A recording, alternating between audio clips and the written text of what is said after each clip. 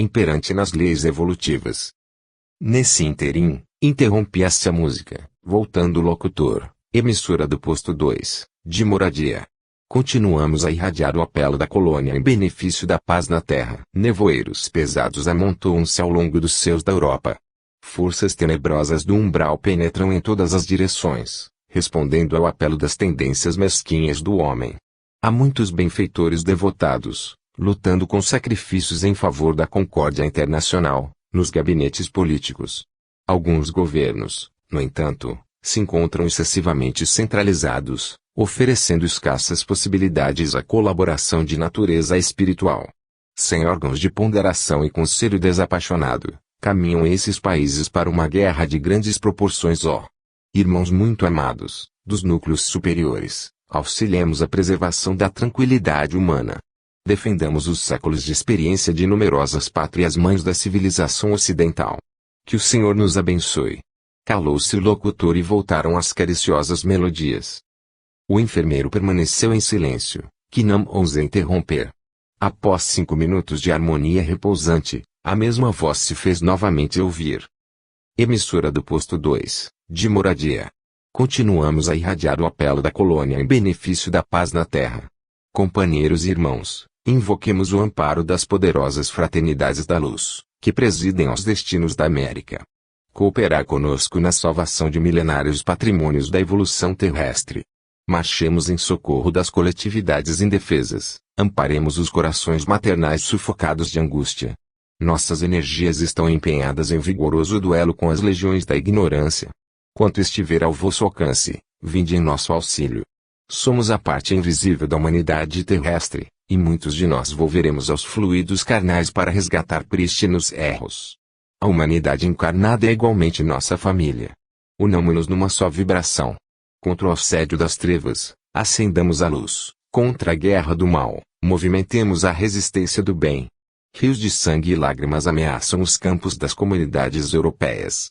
Proclamemos a necessidade do trabalho construtivo, dilatemos nossa fé. Que o Senhor nos abençoe.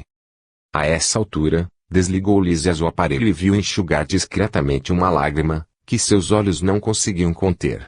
Num gesto expressivo, falou, comovido. Grandes abnegados, os irmãos de Moradia.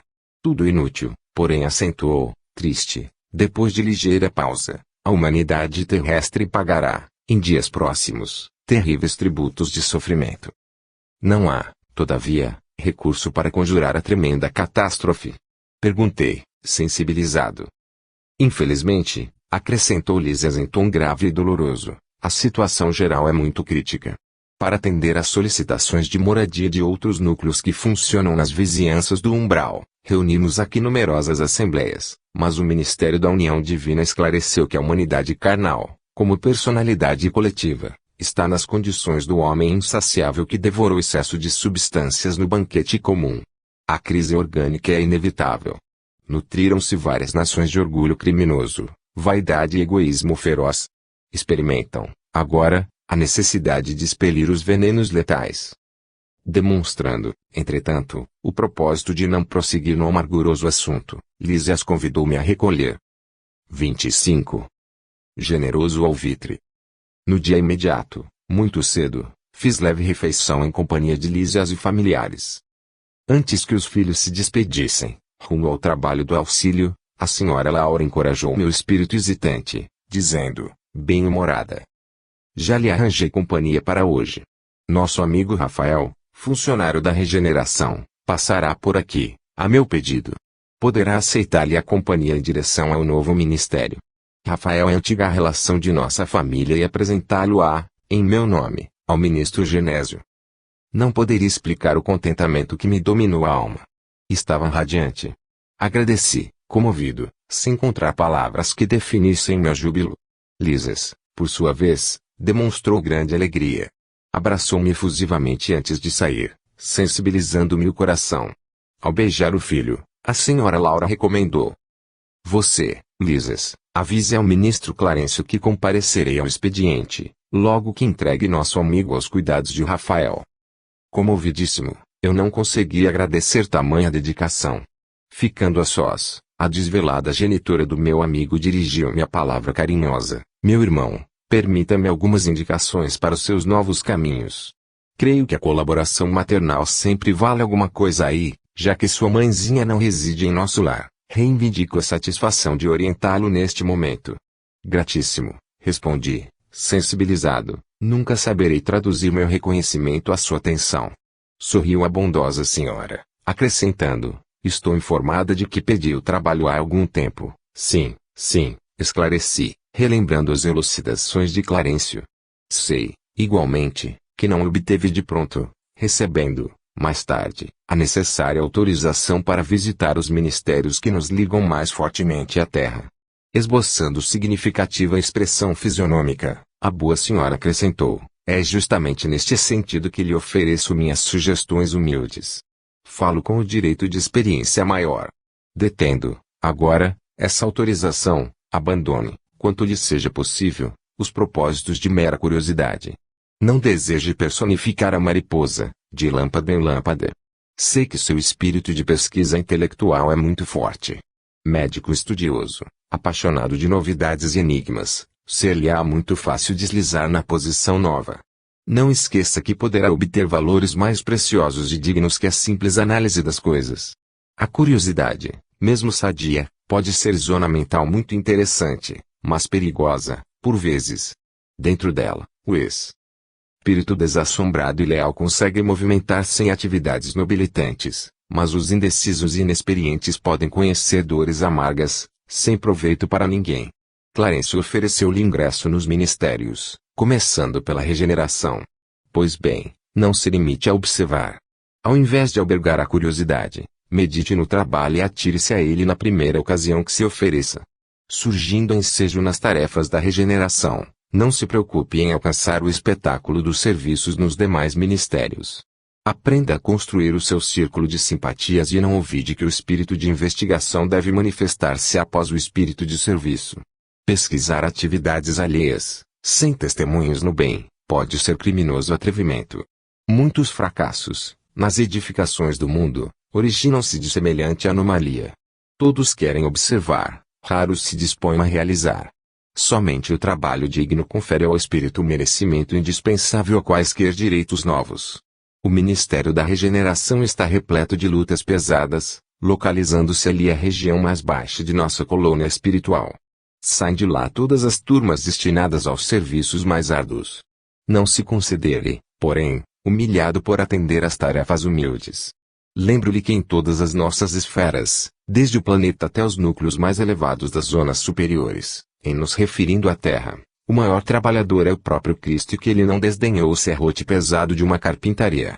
O ministro Clarencio autorizou-o, gentilmente, a conhecer, visitar e analisar, mas pode, como servidor de bom senso, converter observações em tarefa útil.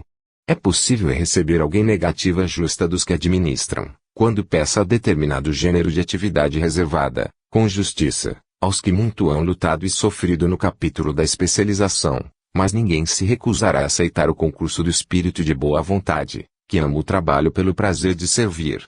Meus olhos estavam úmidos. Aquelas palavras, pronunciadas com meiguice maternal, caíam-me no coração como bálsamo precioso. Poucas vezes sentira na vida tanto interesse fraternal pela minha sorte.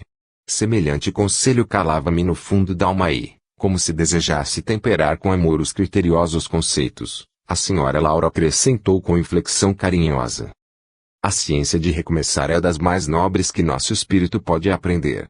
São muito raros os que a compreendem nas esferas da crosta. Temos escassos exemplos humanos, nesse sentido. Lembremos, contudo, o de Paulo de Tarso, doutor do Sinédrio, esperança de uma raça, pela cultura e pela mocidade, alvo de geral atenção em Jerusalém, que voltou, um dia, ao deserto para recomeçar a experiência humana, como tecelão rústico e pobre. Não pude mais. Tomei-lhe as mãos como filho agradecido, e cobri-as do pranto jubiloso que me inundava o coração. A genitora de Lisas, agora de olhos fixos no horizonte, murmurou, muito grata, meu irmão. Creio que você não veio a esta casa atendendo ao mecanismo da casualidade. Estamos todos entrelaçados em teia de amizade secular. Brevemente voltarei ao círculo da carne, entretanto, continuaremos sempre unidos pelo coração. Espero vê-lo animado e feliz, antes de minha partida. Faça desta casa a sua habitação. Trabalhe e anime-se, confiando em Deus. Levantei os olhos rasos d'água, fixei-lhe a expressão carinhosa, experimentei a felicidade que nasce dos afetos puros e tive impressão de conhecer minha interlocutor. De velhos tempos, embora tentasse, debaúde, identificar-lhe o carinho nas reminiscências mais distantes. Quis beijá-la muitas vezes, com o enternecimento filial do coração, mas, nesse instante, alguém bateu à porta. Fitou-me a senhora Laura, mostrando indefinível ternura maternal e falou: "É Rafael que vem buscá-lo. Vá, meu amigo, pensando em Jesus. Trabalhe para o bem dos outros, para que possa encontrar seu próprio bem." 26. Novas perspectivas. Ponderando as sugestões carinhosas e sábias da mãe de Lises, acompanhei Rafael, convicto de que iria, não às visitas de observações, mas ao aprendizado e serviço útil. Anotava, surpreso, os magníficos aspectos da nova região, rumo ao local onde me aguardava o ministro Genésio. Contudo, seguia Rafael, em silêncio, estranho agora ao prazer das muitas indagações. Em compensação, experimentava novo gênero de atividade mental. Dava-me toda a oração, pedindo a Jesus me auxiliasse nos caminhos novos, a fim de que me não faltasse trabalho e forças para realizá-lo. Antigamente, avesso às manifestações da prece, agora utilizava como valioso ponto de referência sentimental aos propósitos de serviço. O próprio Rafael, de quando em vez, lançava-me curioso olhar, como se não devesse esperar tal atitude de minha parte. Deixou-nos o aeróbus à frente de espaçoso edifício. Descemos, calados. Em poucos minutos, achava-me diante do respeitável Genésio, um velhinho simpático, cujo semblante revelava, entretanto, singular energia. Rafael apresentou-me fraternalmente. "Ah, sim", disse o generoso ministro, "é o nosso irmão André." "Para servi-lo", respondi. "Tenho notificação de Laura, referente à sua vinda. Fique à vontade." Nesse ínterim, o companheiro aproximou-se e respeitosamente despediu-se, abraçando-me em seguida. Rafael era esperado com urgência no setor de tarefas a seu cargo. Fixando em mim os olhos muito lúcidos, Genésio começou a dizer: "Clarencio falou-me a seu respeito, com interesse. Quase sempre recebemos pessoal do Ministério do Auxílio, em visita de observações que, na sua maior parte, redundam em estágios de serviço. Compreendi a sutil alusão e obtemperei, este o meu maior desejo. Tenho mesmo suplicando as forças divinas que me ajudem o espírito frágil, permitindo seja convertida a minha permanência, neste ministério, em estação de aprendizado." Genésio parecia comovido com as minhas palavras, e, valendo-me das inspirações que me inclinavam à humildade, roguei, de olhos úmidos: "Senhor ministro, compreendo agora que minha passagem pelo Ministério do Auxílio se verificou por efeito da graça misericordiosa do Altíssimo, talvez devido à constante intercessão de minha devotada e santa mãe. Noto, porém, que somente venho recebendo benefícios, sem nada produzir de útil. Certo, meu lugar é aqui, nas atividades regeneradoras. Se possível, faça, por obséquio, seja transformada a concessão de visitar em possibilidade de servir. Compreendo hoje, mais que nunca, a necessidade de regenerar meus próprios valores. Perdi muito tempo na vaidade inútil, fiz enormes gastos de energia na ridícula adoração de mim mesmo." Satisfeito, notava ele, no fundo de meu coração, a sinceridade viva. Quando recorrer ao ministro Clarencio, não estava ainda bastante consciente do que pedia. Queria serviço, mas talvez não desejasse servir. Não entendia o valor do tempo, nem enxergava as bênçãos santificantes da oportunidade. No fundo, era o desejo de continuar a ser o que tinha sido até então, o médico orgulhoso e respeitado, cego nas pretensões descabidas do egotismo em que vivia, encarcerado nas opiniões próprias. No entanto, agora, diante do que vira e ouvira, compreendendo a responsabilidade de cada filho de Deus na obra infinita da criação, punha nos lábios quanto possuía de melhor. Era sincero, enfim. Não me preocupava o gênero de tarefa, procurava o conteúdo sublime do espírito de serviço. O velhinho fitou-me, surpreendido, e perguntou: "É mesmo você o ex-médico?" "Sim", murmurei, acanhado. Genésio calou por momentos, como buscando resolução para o caso, dizendo: então, louvo seus propósitos e peço igualmente ao Senhor conserve nessa posição digna. E, como que preocupado em levantar-me o ânimo e acender-me no espírito novas esperanças, acentuou: quando o discípulo está preparado, o Pai envia o instrutor. O mesmo se dá, relativamente ao trabalho. Quando o servidor está pronto, o serviço aparece. O meu amigo tem recebido enormes recursos da providência. Está bem disposto à colaboração, compreende a responsabilidade, aceita o dever. Tal atitude é sumamente favorável à concretização dos seus desejos. Nos círculos carnais, costumamos felicitar um homem quando ele atinge prosperidade financeira ou excelente figuração externa. Entretanto, aqui a situação é diferente. Estima-se a compreensão, o esforço próprio, a humildade sincera. Identificando minha ansiedade, concluiu, é possível obter ocupações justas. Por enquanto, porém, é preferível que visite, observe, examine.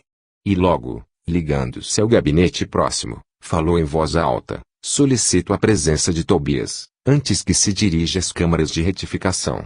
Não se passaram muitos minutos e assomou à porta um senhor de maneiras desembaraçadas. Tobias, explicou Genésio, atencioso, aqui tem um amigo que vem do Ministério do Auxílio, em tarefa de observação. Creio de muito proveito para ele o contacto com as atividades das câmaras retificadoras. Estendi-lhe a mão, enquanto o desconhecido correspondia, afirmando: gentil, às suas ordens. Conduza-o, prosseguiu o ministro, evidenciando grande bondade. André precisa integrar-se no conhecimento mais íntimo de nossas tarefas. Faculte-lhe toda a oportunidade de que possamos dispor.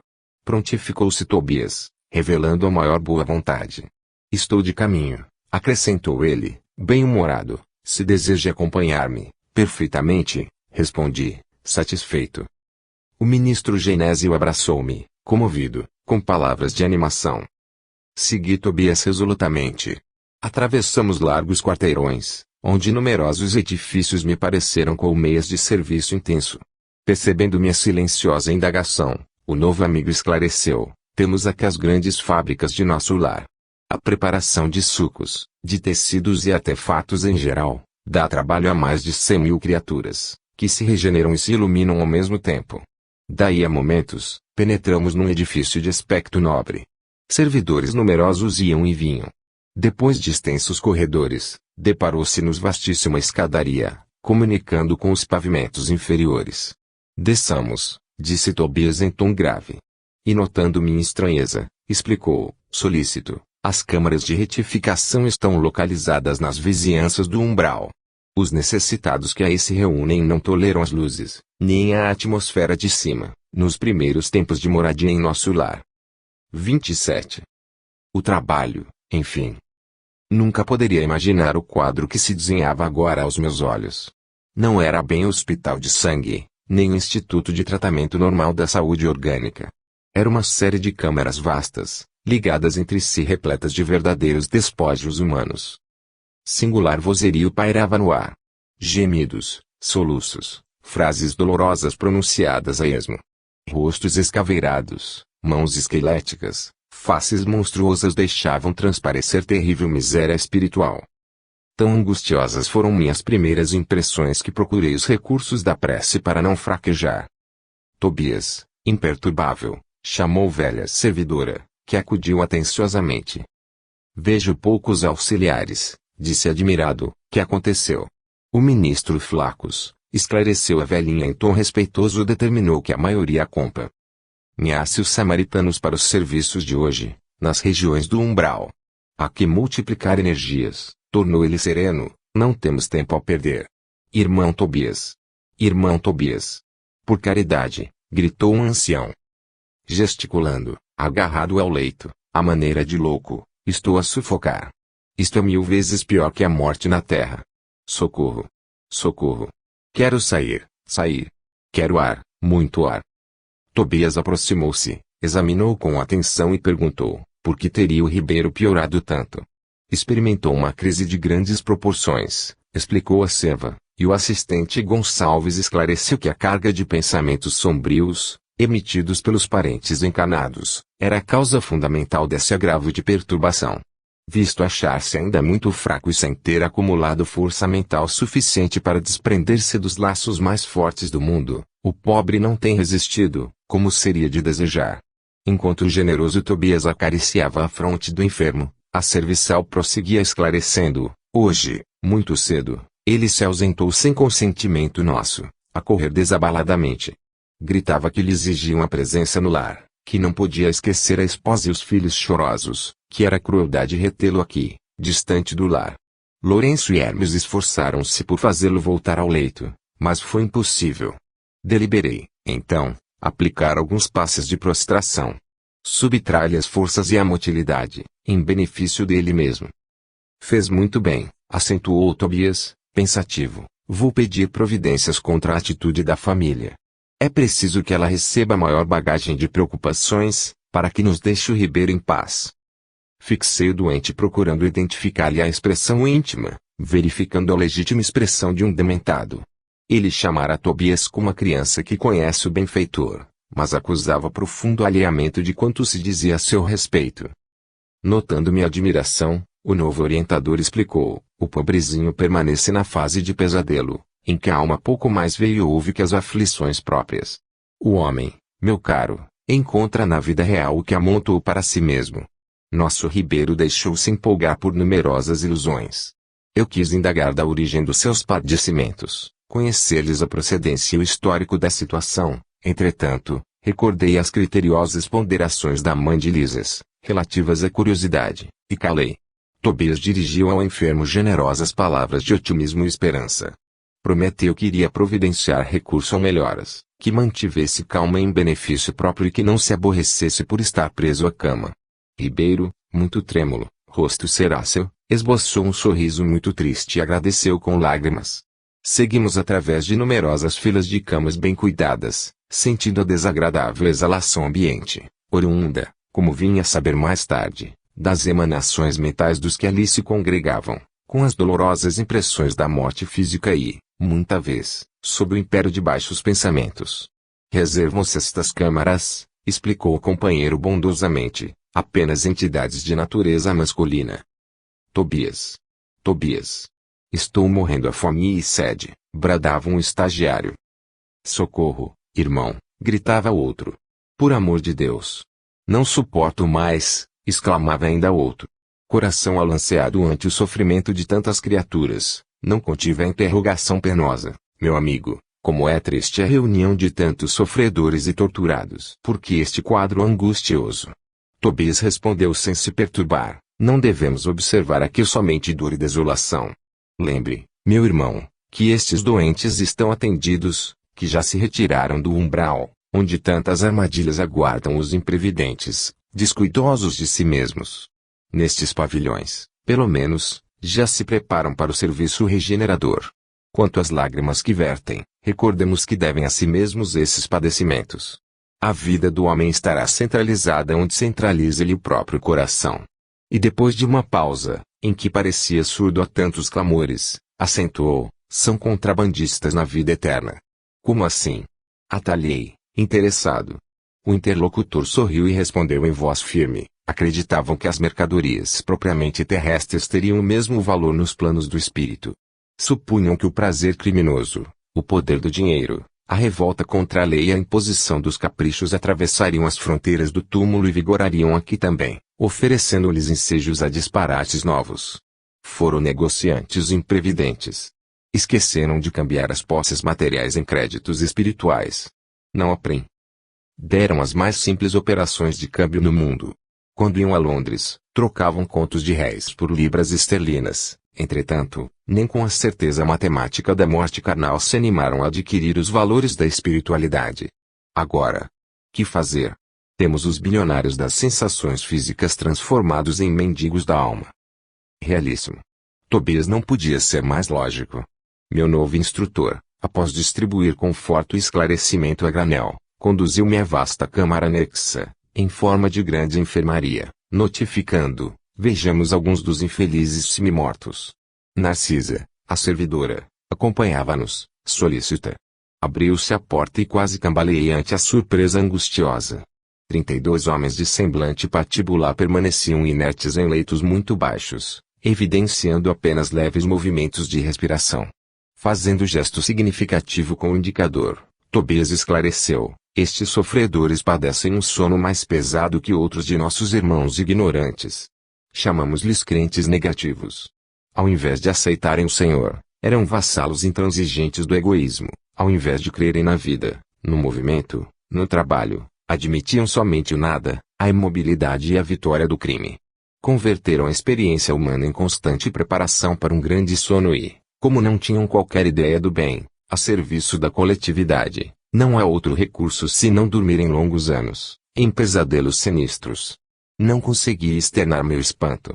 Muito cuidadoso, Tobias começou a aplicar passes de fortalecimento, sob meus olhos atônitos. Fim da operação. Nos 2 primeiros, começaram ambos a expelir negra substância pela boca, espécie de vômito escuro e viscoso, com terríveis emanações cadavéricas. São fluidos venenosos que segregam, explicou Tobias, muito calmo. Narcisa fazia o possível por atender prontamente à tarefa de limpeza, mas debalde. Grande número deles deixava escapar a mesma substância negra e fétida. Foi então que, instintivamente, me agarrei aos petrechos de higiene e lancei-me ao trabalho com ardor. A servidora parecia contente com o auxílio humilde do novo irmão, ao passo que Tobias me dispensava olhares satisfeitos e agradecidos. O serviço continuou por todo o dia, custando-me abençoado suor, e nenhum amigo do mundo poderia avaliar a alegria sublime do médico que recomeçava a educação de si mesmo, na enfermagem rudimentar. 28. Em serviço. Encerrada a prece coletiva, ao crepúsculo, Tobias ligou o receptor, a fim de ouvir os samaritanos em atividade no umbral. Justamente curioso, vinha saber que as turmas de operações dessa natureza se comunicavam com as retaguardas de tarefa, em horas convencionais. Sentia-me algo cansado pelos intensos esforços despendidos, mas o coração entoava hinos de alegria interior. Receber a aventura do trabalho, afinal. E o espírito de serviço fornece tônicos de misterioso vigor. Estabelecido o contacto elétrico, o pequenino aparelho, sob meus olhos, começou a transmitir o recado, depois de alguns minutos de espera. Samaritanos ao Ministério da Regeneração. Samaritanos ao Ministério da Regeneração. Muito trabalho nos abismos da sombra. Foi possível deslocar grande multidão de infelizes, sequestrando as trevas espirituais 29 irmãos. 22 em desequilíbrio mental e 7 em completa inanição psíquica. Nossas turmas estão organizando o transporte. Chegaremos alguns minutos depois da meia-noite. Pedimos providenciar. Notando que Narcisa e Tobias se entreolhavam fundamente admirados, tão logo silenciou a estranha voz, não pude conter a pergunta que me desbordava dos lábios. Como assim? Por que esse transporte em massa? Não são todos espíritos? Tobias sorriu e explicou: o irmão esquece que não chegou ao Ministério do Auxílio de outro modo. Conheço o episódio de sua vinda. É preciso recordar, sempre, que a natureza não dá saltos e que, na Terra, ou nos círculos do umbral, estamos revestidos de fluidos pesadíssimos. São aves e têm asas, tanto avestruz como andorinha. Entretanto, o primeiro apenas subirá às alturas se transportado, enquanto a segunda corta, Celery, as vastas regiões do céu. E deixando perceber que o momento não comportava divagações, dirigiu-se a Narcisa, ponderando: é muito grande a leva desta noite. Precisamos tomar providências imediatas. Serão necessários muitos leitos, murmurou a serva algo pesarosa. Não se aflija, respondeu Tobias resoluto. Alojaremos os perturbados no pavilhão 7 e os enfraquecidos na câmara 33. Em seguida, levou a destra à fronte, como a ponderar algo muito sério, e exclamou: resolveremos facilmente a questão da hospitalidade. O mesmo, porém, não se dará no concernente à assistência. Nossos auxiliares mais fortes foram requisitados para garantir os serviços da comunicação nazis. Feras da crosta, em vista das nuvens de treva que ora envolvem o mundo dos encarnados. Precisamos de pessoal de serviço noturno, porquanto os operários em função com os samaritanos chegarão extremamente fatigados. Ofereço-me, com prazer, para o que possa aproveitar, exclamei espontaneamente. Tobias endereçou-me um olhar de profunda simpatia, mesclada de gratidão, fazendo-me experimentar cariciosa alegria íntima. mas está resolvido a permanecer nas câmaras, durante a noite? Perguntou, admirado. Outros não fazem o mesmo. Indaguei por minha vez. Sinto-me disposto e forte, preciso recuperar o tempo perdido. Abraçou meu generoso amigo, acrescentando, pois bem, aceito confiante a colaboração. Narciso e os demais companheiros ficarão também de guarda. Além do mais, mandarei Venâncio e Salústio, 2 irmãos de minha confiança. Não posso permanecer aqui, de plantão noturno, em vista de compromissos anteriores. No entanto, caso necessário, você ou algum dos nossos me comunicará qualquer ocorrência de maior gravidade. Traçarei o plano dos trabalhos, facilitando quanto possível a execução. E descortinou-se campo enorme de providências. Enquanto 5 servidores operavam em companhia de Narcisa, preparando roupa adequada e petrechos de enfermagem, eu e Tobias movíamos pesado material no pavilhão 7 e na câmara 33. Não poderia explicar o que se passava comigo. Apesar da fadiga dos braços, experimentava júbilo inexcedível no coração. Na oficina, onde a maioria procura o trabalho, entendendo-lhe o sublime valor, servir constitui alegria suprema. Não pensava, francamente, na compensação dos bônus hora, nas recompensas imediatas que me pudessem advir do esforço. Contudo, minha satisfação era profunda, reconhecendo que poderia comparecer feliz e honrado, perante minha mãe e os benfeitores que havia encontrado no Ministério do Auxílio. Ao despedir-se, Tobias voltou a abraçar-me e falou, desejo a vocês muita paz de Jesus, boa noite e serviço útil. Amanhã, às 8 horas, você poderá descansar. O máximo de trabalho, cada dia, é de 12 horas, mas estamos em circunstâncias especiais. Respondi que as determinações me enchiam de sincero contentamento. A sós com o grande número de enfermeiros, passei a interessar-me pelos doentes, com mais carinho. Dentre as figuras de auxiliares presentes, impressionou-me a bondade espontânea de Narcisa, que atendia a todos, maternalmente. Atraído pela sua generosidade, busquei aproximar-me com interesse. Não foi difícil alcançar o prazer de sua conversação carinhosa e simples. A velhinha amável semelhava-se a um livro sublime de bondade e sabedoria. Mas, a irmã a que trabalha muito? Perguntei, a certa altura da palestra amistosa. Sim, permaneço nas câmaras de retificação, em serviço ativo, há 6 anos e alguns meses. Entretanto, ainda me faltam mais de 3 anos para realizar meus desejos. Ante a silenciosa indagação do meu olhar, falou Narcisa amavelmente, preciso um endosso muito sério. Que quer dizer com isso? Perguntei interessado. Preciso encontrar alguns espíritos amados, na Terra, para serviços de elevação em conjunto. Por muito tempo, em razão de meus desvios passados, roguei, em vão, a possibilidade necessária aos meus fins. Vivia perturbada, aflita. Aconselharam-me, porém, recorrer à ministra veneranda, e nossa benfeitora da regeneração prometeu que endossaria meus propósitos do Ministério do Auxílio, mas exigiu 10 anos consecutivos de trabalho aqui, para que eu possa corrigir certos desequilíbrios do sentimento. No primeiro instante, quis recusar, considerando demasiada exigência. Depois, reconheci que ela estava com a razão. Afinal, o conselho não visava interesses dela e sim ao meu próprio benefício. E ganhei muito, aceitando-lhe o parecer. Sinto-me mais equilibrada e mais humana e, creio, viverei com dignidade espiritual minha futura experiência na Terra. Ia manifestar profunda admiração, mas um dos enfermos próximos gritou, Narcisa. Narcisa. Não me cabia reter, por mera curiosidade pessoal, aquela irmã dedicada, transformada em mãe espiritual dos sofredores.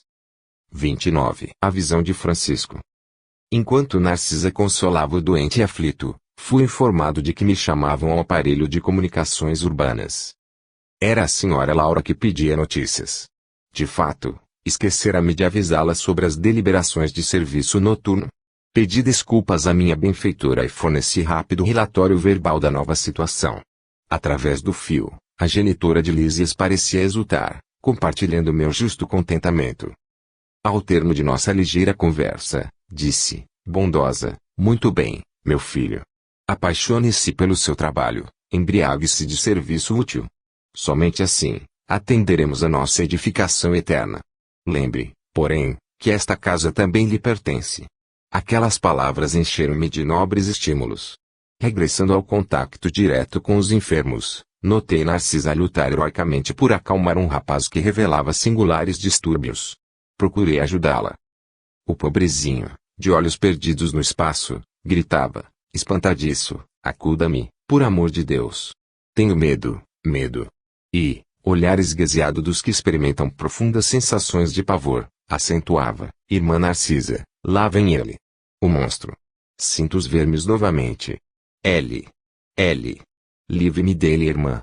Não quero, calma, Francisco, pedi à companheira dos infortunados. Você vai libertar-se, ganhar muita serenidade e alegria, mas depende do seu esforço. Faça de conta que a sua mente é uma esponja embebida em vinagre. É necessário expelir a substância azeda. Ajudá-lo-ei a fazê-lo, mas o trabalho mais intenso cabe a você mesmo.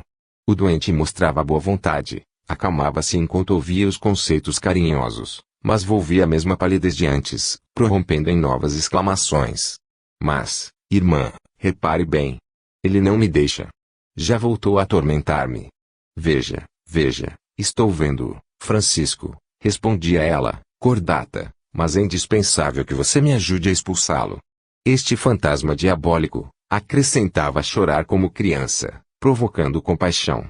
Confie em Jesus e esqueça o monstro, dizia a irmã dos infelizes, piedosamente. Vamos ao passe. O fantasma fugirá de nós. E aplicou-lhe fluidos salutares e reconfortadores, que Francisco agradeceu, manifestando imensa alegria no olhar.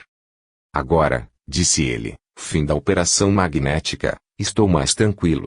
Narcisa ajeitou-lhe os travesseiros, mandou que uma serva lhe trouxesse água magnetizada. Aquela exemplificação da enfermeira edificava-me. O bem, como o mal, em toda parte estabelece misterioso contágio.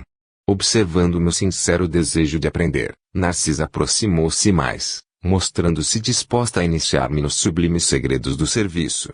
A quem se refere o doente? Indaguei, impressionado. Está, porventura, assediado por alguma sombra invisível ao meu olhar? A velha servidora das câmaras de retificação sorriu carinhosamente e falou: trata-se do seu próprio cadáver. Que me diz? Tornei, espantado. O pobrezinho era excessivamente apegado ao corpo físico e veio para a esfera espiritual após um desastre, oriundo de pura imprudência. Esteve, durante muitos dias, ao lado dos despojos, em pleno sepulcro, sem se conformar com situação diversa. Queria firmemente levantar o corpo hirto, tal império da ilusão em que viver aí, nesse triste esforço, gastou muito tempo.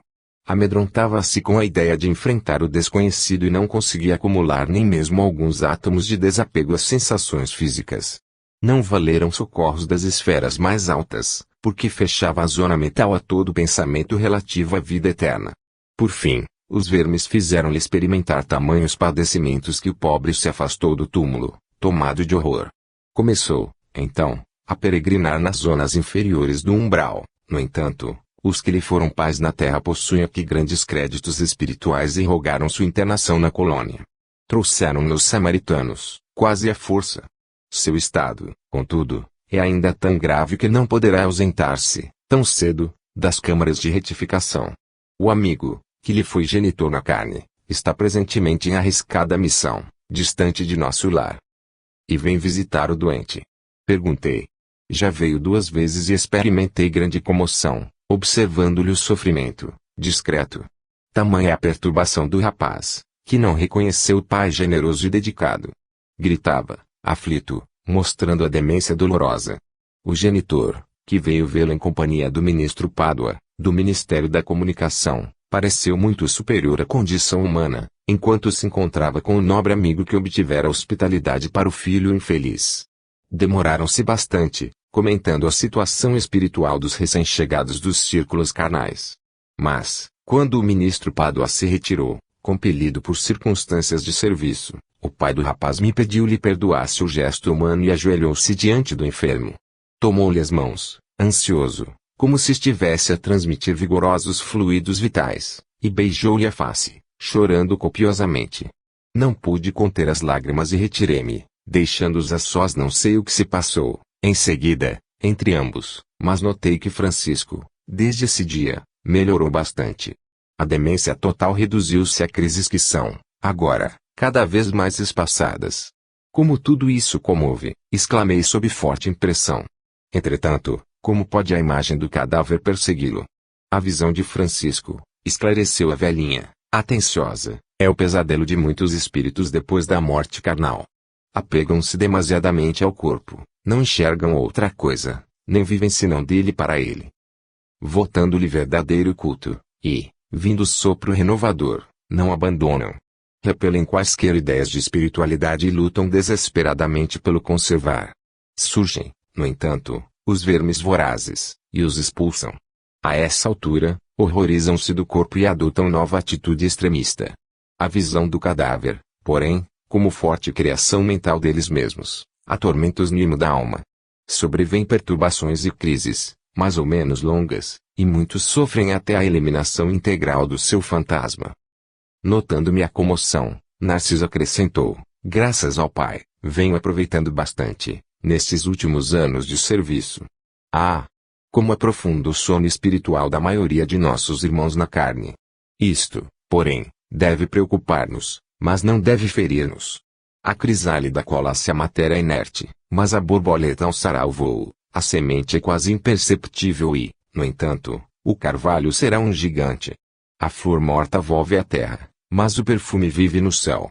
Todo embrião de vida parece dormir. Não devemos esquecer estas lições. E Narcisa calou-se, sem que me atrevesse a interromper-lhe o silêncio. 30. Herança e eutanásia. Ainda não voltara a mim da profunda surpresa, quando Salústio se aproximou, informando a Narcisa. Nossa irmã Paulina deseja ver o pai enfermo, no pavilhão 5. Antes de atender, julguei razoável consultá-la, porque o doente continua em crise muito aguda. Mostrando gestos de bondade que lhe eram característicos, Narcisa acentuou. Mande-a entrar sem demora. Ela tem permissão da ministra, visto estar consagrando o tempo disponível em tarefa de reconciliação dos familiares. Enquanto o mensageiro se despedia, apressado, a enfermeira bondosa acrescentava, dirigindo-se a mim. Você verá que filha dedicada. Não decorrera um minuto e Paulina estava diante de nós, esbelta e linda. Trajava uma túnica muito leve, tecida em seda luminosa.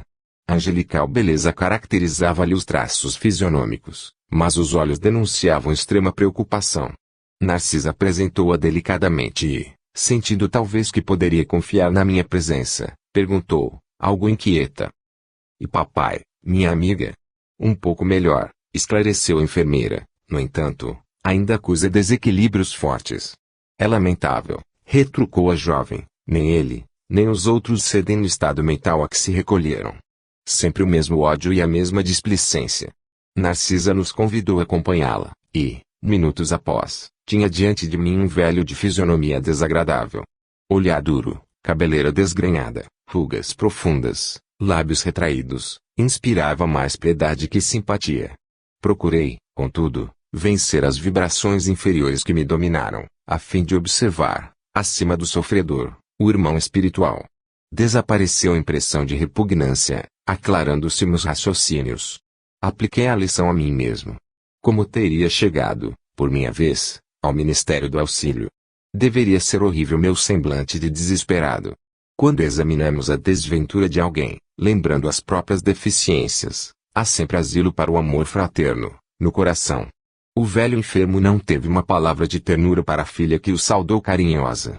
Através do olhar, que evidenciava aspereza e revolta, semelhava-se a uma fera humana enjaulada. Papai, o senhor sente-se melhor? Perguntou com extremo carinho filial.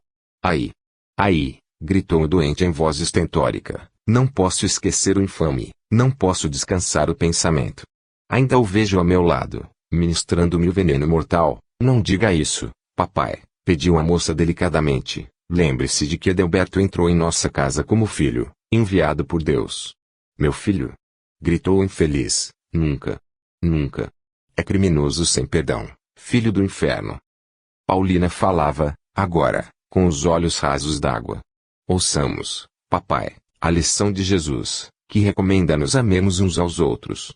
Atravessamos experiências consanguíneas, na terra, para adquirir o verdadeiro amor espiritual.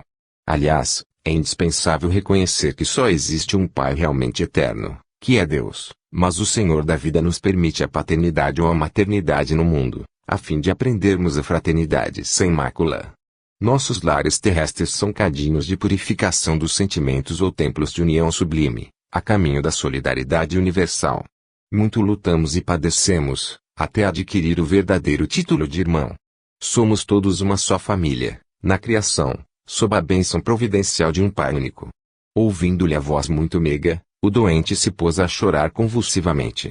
Perdoe Edelberto, papai. Procure sentir nele, não o filho leviano, mas o irmão necessitado de esclarecimento. Estive em nossa casa, ainda hoje, lá observando extremas perturbações. Daqui, deste leito, o Senhor envolve todos os nossos enfluídos de amargura e incompreensão, e eles lhe fazem o mesmo por idêntico modo. O pensamento, em vibrações sutis, alcança o alvo, por mais distante que esteja. A permuta de ódio e desentendimento causa ruína e sofrimento nas almas. Mamãe recolheu-se, faz alguns dias, ao hospício, ralada de angústia. Amália e Cacilda entraram em luta judicial com Edelberto e Agenor, em virtude dos grandes patrimônios materiais que o Senhor ajuntou nas esferas da carne. Um quadro terrível, cujas sombras poderiam diminuir, se sua mente vigorosa não estivesse mergulhada em propósitos de vingança. Aqui, vemo-lo em estado grave, na terra, mamãe louca e os filhos perturbados, odiando-se entre si. Em meio de tantas mentes desequilibradas, uma fortuna de 1.500.000 cruzeiros. E que vale isso, se não há um átomo de felicidade para ninguém? Mas eu leguei enorme patrimônio à família, atalhou o infeliz. Rancorosamente, desejando o bem-estar de todos. Paulina não o deixou terminar, retomando a palavra. Nem sempre sabemos interpretar o que seja benefício, no capítulo da riqueza transitória. Se o Senhor assegurasse o futuro dos nossos, garantindo-lhes a tranquilidade moral e o trabalho honesto, seu esforço seria de valiosa previdência. Mas, às vezes, papai, costumamos amealhar o dinheiro por espírito de vaidade e ambição. Querendo viver acima dos outros, não nos lembramos disso, senão nas expressões externas da vida. São raros os que se preocupam em ajuntar conhecimentos nobres, qualidades de tolerância, luzes de humildade, bênçãos de compreensão. Impomos a outrem os nossos caprichos, afastamo-nos dos serviços do Pai, esquecemos a lapidação do nosso espírito. Ninguém nasce no planeta simplesmente para acumular moedas nos cofres ou valores nos bancos. É natural que a vida humana peça o concurso da previdência, e é justo que não prescinda da contribuição de mordomos fiéis, que saibam administrar com sabedoria, mas ninguém será mordomo do Pai com avareza e propósitos de dominação. Tal gênero de vida arruinou nossa casa. Debaúde, noutro tempo, busquei levar socorro espiritual ao ambiente doméstico. Enquanto o senhor e mamãe se sacrificavam por aumentar haveres, Amália e Cacilda esqueceram o serviço útil e, como preguiçosas da banalidade social, encontraram ociosos que as desposaram, visando a vantagens financeiras. Agenor repudiou o estudo sério, entregando-se a más companhias. Edelberto conquistou o título de médico, aliando-se por completo da medicina e exercendo-a tão somente de longe em longe a maneira do trabalhador que visita o serviço por curiosidade.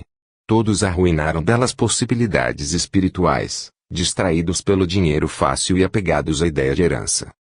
O enfermo tomou uma expressão de pavor e acrescentou: maldito Edelberto! Filho criminoso e ingrato! Matou-me sem piedade, quando ainda necessitava regularizar minhas disposições testamentárias. Malvado! Malvado, cale-se, papai. Tenha compaixão de seu filho, perdoe e esqueça. O velho, porém, continuou a praguejar em voz alta. A jovem preparava-se para discutir, mas Narcisa endereçou-lhe significativo olhar, chamando Salústio para socorrer o doente em crise. Calou-se Paulina, acariciando a fronte paterna e contendo, a custo, as lágrimas. Daí a instante, retirava-me em companhia de ambas, sob forte impressão. As duas amigas trocaram confidências, ainda por alguns minutos, despedindo-se Paulina a evidenciar muita generosidade nas frases gentis, mas muita tristeza no olhar afogado em justa preocupação. Voltando à intimidade, Narcisa disse, bondosa, os casos de herança, em regra, são extremamente complicados. Com raras exceções, acarretam enorme peso a legadores e legatários.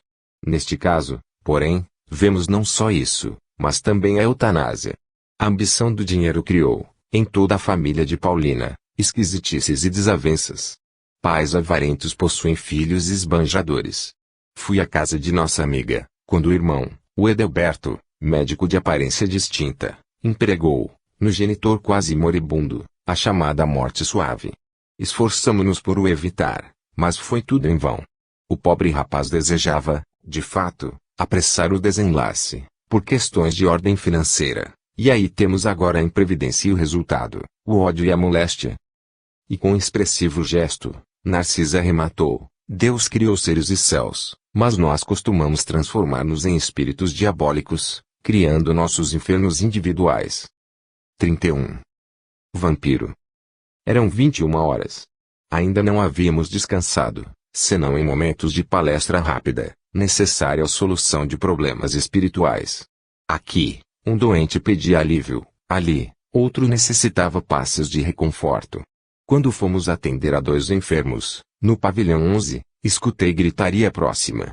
Fiz instintivo movimento de aproximação, mas Narcisa deteve-me, atenciosa. Não prossiga, disse, localizam-se ali os desequilibrados do sexo. O quadro seria extremamente doloroso para seus olhos. Guarde essa emoção para mais tarde. Não insisti. Entretanto, fervilhavam-me no cérebro 1000 interrogações. Abrira-se um mundo novo à minha pesquisa intelectual. Era indispensável recordar o conselho da genitora de Lisas, a cada momento, para não me desviar da obrigação justa. Logo após as 21 horas, chegou alguém dos fundos do enorme parque. Era um homenzinho de semblante singular, evidenciando a condição de trabalho. Dor humilde. Narcisa recebeu com gentileza, perguntando: que há, Justino? Qual é a sua mensagem? O operário, que integrava o corpo de sentinelas das câmaras de retificação, respondeu, aflito: venho participar que uma infeliz mulher está pedindo socorro, no grande portão que dá para os campos de cultura. Creio tenha passado despercebida aos vigilantes das primeiras linhas. E por que não atendeu? Interrogou a enfermeira. O servidor fez um gesto de escrúpulo e explicou: segundo as ordens do que nos regem, não pude fazê-lo, porque a pobrezinha está rodeada de pontos negros. Que me diz? Revidou Narcisa, assustada. Sim, senhora. Então, o caso é muito grave. Curioso, segui a enfermeira, através do campo enluarado. A distância não era pequena. Lado a lado, via-se o arvoredo tranquilo do parque muito extenso, agitado pelo vento carecioso. Havíamos percorrido mais de 1 quilômetro, quando atingimos a grande cancela a que se referira o trabalhador. Deparou-se-nos, então, a miserável figura da mulher que implorava socorro do outro lado. Nada vi, senão o vulto da infeliz, coberta de andrajos, rosto horrendo e pernas em chaga viva, mas Narcisa parecia divisar outros detalhes, imperceptíveis ao meu olhar, dado o assombro que estampou na fisionomia, ordinariamente calma. Filhos de Deus, bradou a mendiga ao avistar-nos, dai-me abrigo à alma cansada. Onde está o paraíso dos eleitos, para que eu possa fruir a paz desejada? Aquela voz lamuriosa sensibilizava meu coração. Narcisa, por sua vez, mostrava-se comovida, mas falou em tom confidencial: não está vendo os pontos negros? Não, respondi. Sua visão espiritual ainda não está suficientemente educada. E, depois de ligeira pausa, continuou: se estivesse em minhas mãos, abriria imediatamente a nossa porta. Mas, quando se trata de criaturas nestas condições, nada posso resolver por mim mesma. Preciso recorrer ao vigilante-chefe, em serviço. Assim dizendo, aproximou-se da infeliz e informou, em tom fraterno: faço obséquio de esperar alguns minutos. Voltamos apressadamente ao interior. Pela primeira vez, entrei em contato com o diretor das sentinelas das câmaras de retificação. Narcisa apresentou-me e notificou-lhe a ocorrência. Ele esboçou um gesto significativo e ajuntou: fez muito bem, comunicando-me o fato. Vamos até lá. Dirigimos-nos os 3 para o local indicado. Chegados à cancela, o irmão Paulo, orientador dos vigilantes, examinou atentamente a recém-chegada do umbral, e disse: esta mulher, por enquanto, não pode receber nosso socorro. Trata-se de um dos mais fortes vampiros que tenho visto até hoje. É preciso entregá-la à própria sorte. Senti-me escandalizado. Não seria faltar aos deveres cristãos abandonar aquela sofredora ao azar do caminho. Narcisa, que me pareceu compartilhar da mesma impressão, adiantou-se suplicante. Mas, irmão Paulo, não há um meio de acolhermos essa miserável criatura nas câmaras. Permitir essa providência, esclareceu ele, seria atrair minha função de vigilante. E indicando a mendiga que esperava a decisão, a gritar impaciente, exclamou para a enfermeira. Já notou, Narcisa, alguma coisa além dos pontos negros? Agora, era minha instrutora de serviço que respondia negativamente. Pois vejo mais, respondeu o vigilante-chefe. Baixando o tom de voz, recomendou, conte as manchas pretas. Narcisa fixou o olhar na infeliz e respondeu, após alguns instantes, 58.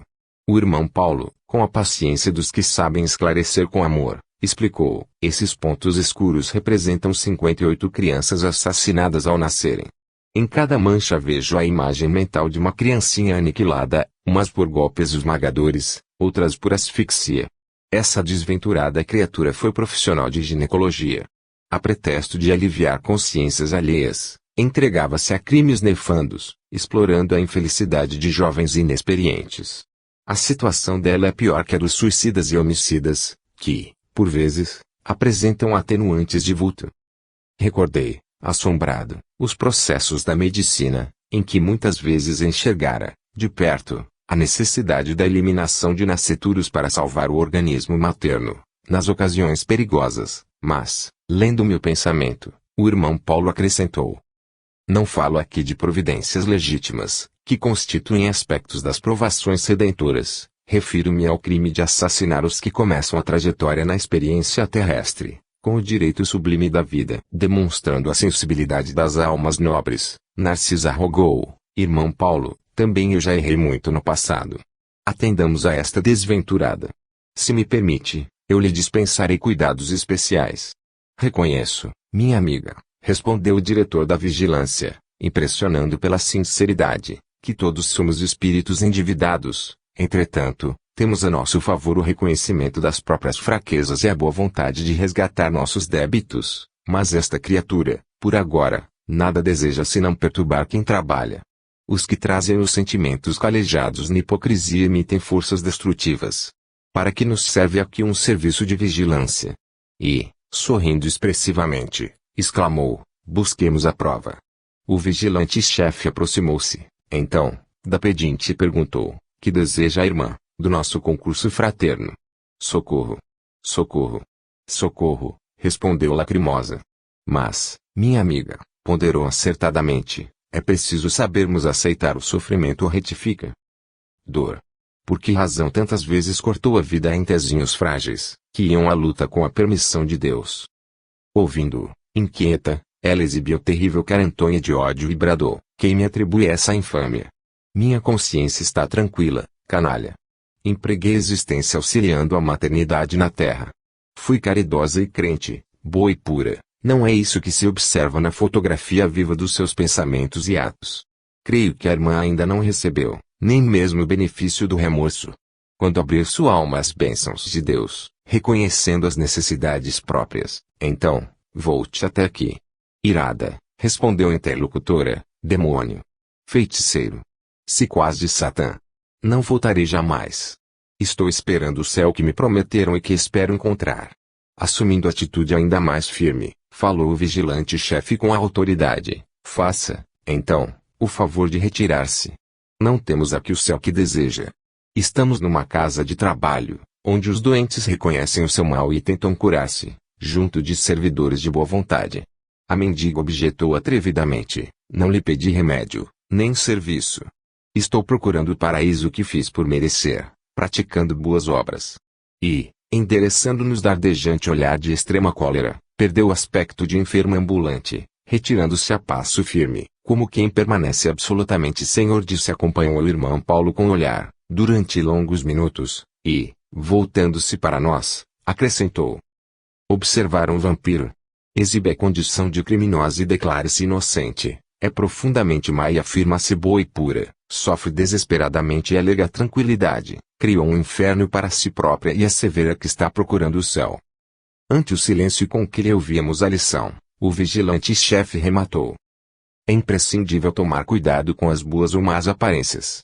Naturalmente, a infeliz será atendida a alhures pela bondade divina, mas, por princípio de caridade legítima, na posição em que me encontro, não lhe poderia abrir nossas portas. 32. Notícias de Veneranda. Agora, que penetrara o parque banhado de luz, experimentava singular fascinação. Aquelas árvores acolhedoras, aquelas virentes